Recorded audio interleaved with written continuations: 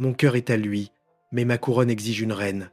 Imaginez un roi, drapé d'ombre, se faufilant dans les passages secrets d'un palais européen pour un baiser interdit avec son courtisan.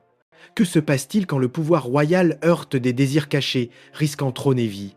Plongé dans les scandales des royaux LGBTQ d'Europe, où complots meurtriers et amours clandestines ont défié les conventions. Préparez-vous à des récits de passion, de trahison et de drames qui ont marqué l'histoire. À une époque où rois et reines régnaient avec autorité, les normes sociales étouffaient les désirs personnels, surtout pour ceux qui aimaient autrement. Les royaux devaient se marier et avoir des héritiers, mais certains ont tout risqué pour des amours homosexuels.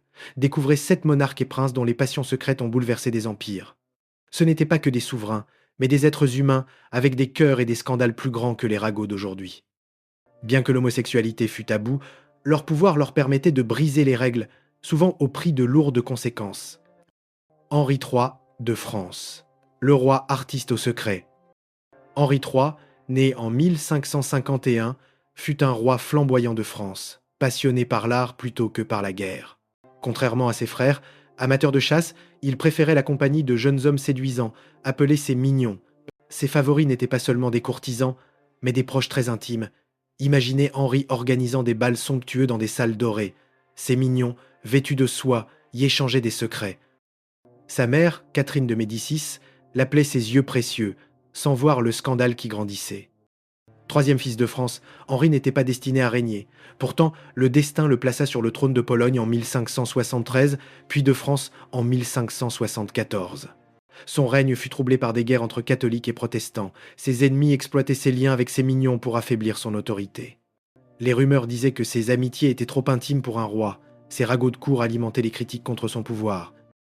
En 1589, un moine fanatique poignarda Henri dans l'abdomen, déclarant agir pour Dieu. Sans héritier, sa mort plongea la France dans le chaos. Le trône passa à son cousin éloigné, Henri de Navarre. L'affection ouverte d'Henri pour ses mignons fit de lui une cible. Cependant, son amour pour l'art laissa un héritage culturel riche.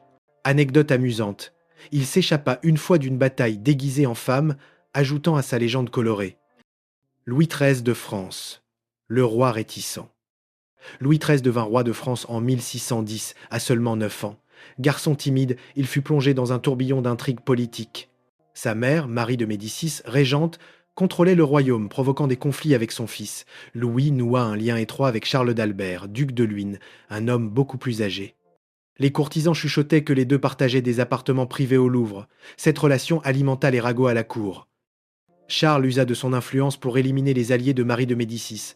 Cela lui valut de nombreux ennemis parmi les nobles. Le mariage de Louis avec Anne d'Autriche en 1615 fut froid et distant. Pendant 23 ans, ils n'eurent pas d'enfants, ce qui alimenta les rumeurs. On parlait plus de l'amitié de Louis avec Charles que de son épouse. La cour était en ébullition face à cette proximité inhabituelle. En 1617, à 16 ans, Louis prit le pouvoir en exilant sa mère. Il ordonna l'exécution de ses partisans, renforçant son autorité. Étonnamment, Louis et Anne eurent 2 fils, dont le futur Louis XIV, né en 1638. La rumeur disait que ces enfants furent conçus par insémination artificielle. La mort de Charles en 1620 et un bris à Louis, le rendant méfiant envers les autres. Malgré cela, sa cour devint un centre de mode, avec Charles connu pour ses tenues extravagantes. Christine de Suède, la reine rebelle. Christine, née en 1626, devint reine de Suède à 6 ans. Brillante, elle parlait 8 langues et étudiait la philosophie la nuit. Elle choqua sa cour en portant des vêtements masculins. Ce style peu féminin fit jaser à Stockholm. Son amitié proche avec Ebba Spar, surnommée la Belle Comtesse, alimenta les rumeurs. Imaginez-les discutant tard dans les palais glacés de Stockholm. À 22 ans, Christine joua un rôle clé dans la paix de Westphalie en 1648. Ce traité mit fin à la guerre de 30 ans, un conflit majeur en Europe. Son intelligence força le respect, mais sa vie privée suscitait des ragots. Sa relation avec Ebba semblait plus qu'une simple amitié. Les courtisans ne cessaient de murmurer à ce sujet. Sa personnalité audacieuse en fit une reine hors norme. En 1654, à 28 ans, Christine abdiqua, refusant de se marier. Elle choisit son cousin Charles comme héritier et quitta le trône. Elle se convertit au catholicisme, scandale en Suède protestante. Fuyant à Rome, elle vécut librement parmi les artistes. Ses liens avec des femmes comme Gabrielle de Mortemart firent naître des rumeurs de romance. Une autopsie en 1965 alimenta des débats sur son genre et sa sexualité. Frédéric le Grand de Prusse, le roi philosophe. Frédéric II, né en 1712, devint roi de Prusse, connu pour son talent guerrier. À 16 ans, il tomba amoureux de Hans Hermann von Katt, un officier séduisant. Leur romance secrète choqua la cour prussienne, très stricte. En 1730, son père, le roi Frédéric Guillaume Ier, découvrit l'affaire. Furieux, il emprisonna Frédéric et ordonna l'exécution de Katt. Imaginez le jeune Frédéric forcé d'assister à la mort de son amant, jurant de ne plus jamais céder. Marié à Élisabeth Christine en 1733, Frédéric évita sa femme toute sa vie. Il préféra vivre séparément, loin d'elle. Il construisit le palais de Sans Souci à Potsdam, un refuge privé. Là, il s'entoura de compagnons masculins et se consacra à l'art et aux idées.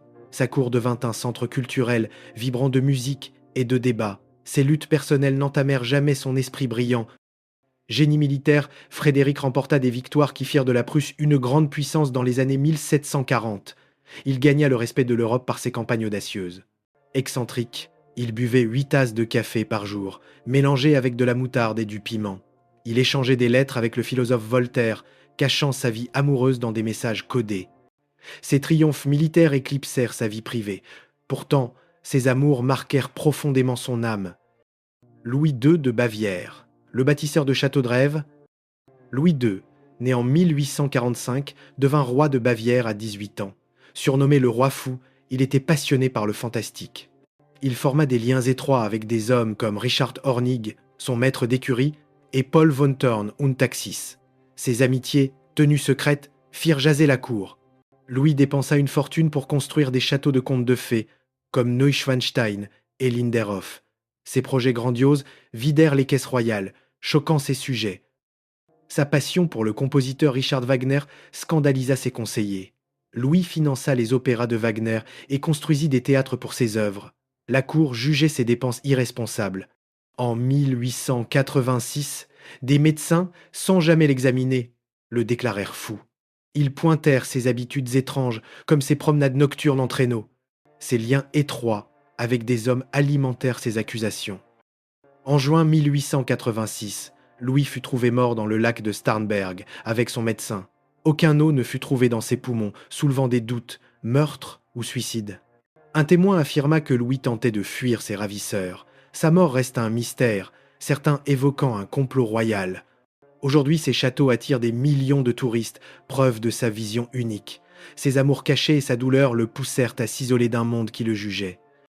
Umberto II d'Italie, les derniers rois. Umberto II, né en 1904, fut le dernier roi d'Italie, couronné en pleine crise fasciste. Jeune officier, il eut des romances avec des soldats, comme Enrico Montanari. Il offrit à Montanari un briquet en argent gravé « Dis oui à moi ». Catholique fervent, Umberto luttait avec sa foi, priant pour le pardon de ses pulsions sataniques. Ses relations intimes firent jaser la cour. Ses amours cachés contredisaient les attentes de son rôle. En 1930, Umberto épousa Marie-Josée de Belgique dans un mariage politique. Il conçut sa robe de mariée et, selon la rumeur, la porta lui-même parmi ses amis. Lors de leur nuit de noces, il évita sa femme pour une fête avec de jeunes hommes. Il leur offrit des bagues en diamant en forme de U. Leurs 4 enfants furent, selon les rumeurs, engendrés par l'aviateur Italo Balbo via insémination artificielle. Le couple vivait séparément, leur union étant purement formelle. Le père d'Umberto, Victor Emmanuel III, soutint le régime fasciste de Mussolini, ternissant la monarchie. Couronné en mai 1946, Umberto ne régna que 34 jours. Un référendum abolit la monarchie, forçant son exil au Portugal. Là, il vécut entouré d'art et de souvenirs. Ses liens avec des figures comme le cinéaste Luchino Visconti influencèrent la culture italienne. Son règne bref et ses amours secrètes laissèrent une marque tragique. Les vies de ces royaux révèlent des secrets fascinants, mais quelles similitudes partagent-ils? Chaque roi ou reine faisait face à la pression de se conformer aux attentes. Malgré cela, ils trouvaient des moyens d'exprimer leurs désirs amoureux. Leur statut leur offrait une liberté rare, mais pleine de risques. Les ragots de la cour amplifiaient leurs scandales, influençant l'opinion publique. Ces histoires montrent la complexité de leur vie. Beaucoup luttaient avec leur foi, déchirés entre devoir et vérité personnelle. Leurs amours déclenchaient complots, trahisons et luttes de pouvoir. Leur passion laissèrent des traces durables, comme des châteaux ou du mécénat artistique. Vivre dans le secret causait isolement, stress et parfois la mort. Leurs récits reflètent les lentes évolutions des mentalités sur l'amour et l'identité. Grâce à des journaux royaux et registres, ces vérités cachées éclairent une histoire humaine et complexe. Ces royaux ont défié les normes, mais quel fut leur impact durable? Le mécénat de Christine influença l'art européen, et les châteaux de Louis boostèrent le tourisme. La mort d'Henri III changea la dynastie française, tandis que la chute d'Umberto mit fin à la monarchie italienne. Les vêtements masculins de Christine et l'évitement des femmes par Frédéric firent naître des débats sur le genre. Leur lutte rappelle les combats actuels pour l'acceptation et l'authenticité. Leur scandale fascinait les cours, comme les tabloïds aujourd'hui. La mort de Louis fut-elle un complot pour cacher ses secrets? Des lettres, comme celle de Frédéric à Voltaire, révèlent des histoires cachées. Beaucoup exprimaient leurs sentiments interdits par la musique, le théâtre ou l'architecture. La trahison et la perte, de l'exécution de Cat à la mort de Louis, marquèrent leur vie. Leurs récits inspirent aujourd'hui des discussions sur l'identité et le pouvoir. Ces histoires montrent une histoire humaine, loin des récits simplifiés. Des mignons d'Henri III à la mort mystérieuse de Louis II, ces royaumes ont vécu avec audace. Ils n'étaient pas seulement des souverains, mais des personnes cherchant l'amour dans un monde strict. Leur vie dévoile des histoires cachées des grandes cours d'Europe. Quel scandale vous a le plus marqué? L'abdication de Christine ou le mariage tumultueux d'Umberto?